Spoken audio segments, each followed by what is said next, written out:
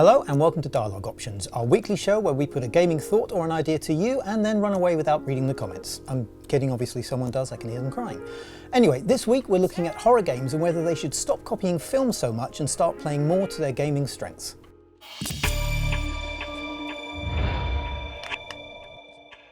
Now, don't get me wrong, horror games are great, and by that I mean they're horrible, which is why they're great. Nothing makes you feel more alive than being scared half to death, but are games doing enough to go beyond the film scares they often so carefully reproduce? It's been 23 years since that dog first jumped through the window in Resident Evil. Nearly 2 decades on, we're still just jumping at loud noises.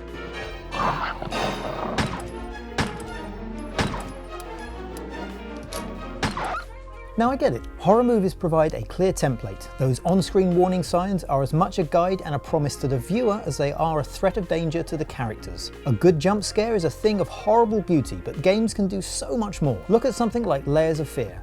A horror game with no obvious monster and that largely involves wandering an empty house getting a bit lost. It's also terrifying because of the way it changes the space around you, making walls and doors disappear or move when you're not looking, and creating such a sense of unease and distrust with your own mental state that it affects you in the real world, not just the character you are playing.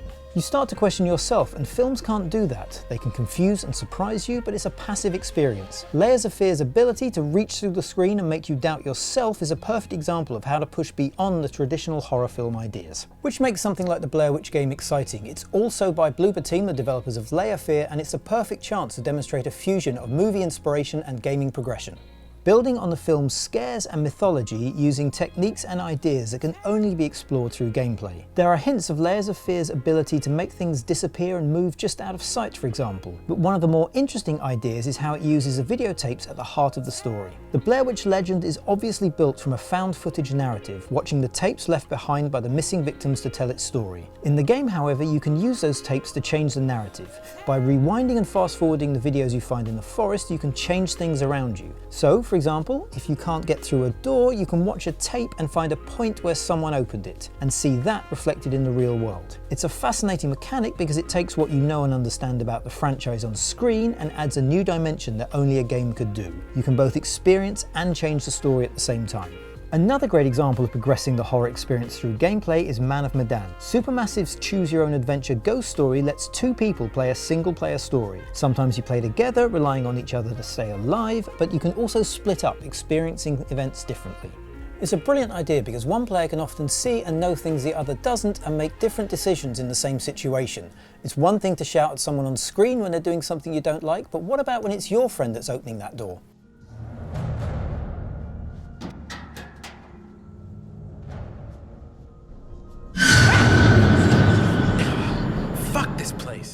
Friday the 13th takes that multiplayer idea one step further by making all the usual characters in a traditional horror movie setup playable. Where the film categorizes the killer and victims into clear tropes, a multiplayer experience creates an equal chance that a player could be Jason Voorhees or a potential victim. Putting people physically in the position of having to make the fight or flight decisions they see on screen completely subverts the experience. Everyone thinks they're the hero, not the victim. So how does that play out in a 6-player game where only one person gets to hold a machete? Don't stop, Jason. They deserve to die. Horror games are obviously already scary. Even using the same ideas as cinema, they're much more terrifying to play than they are to watch because it's interactive.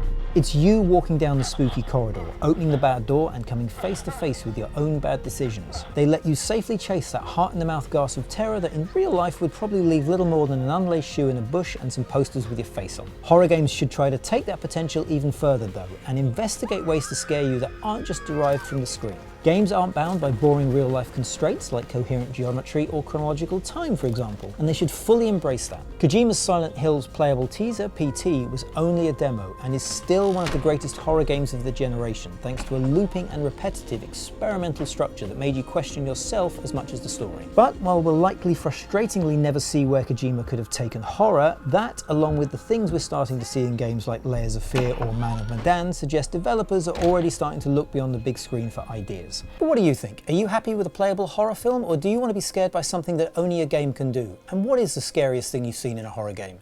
Let me know in the comments below, and don't make it too horrific because it's scary enough down there already.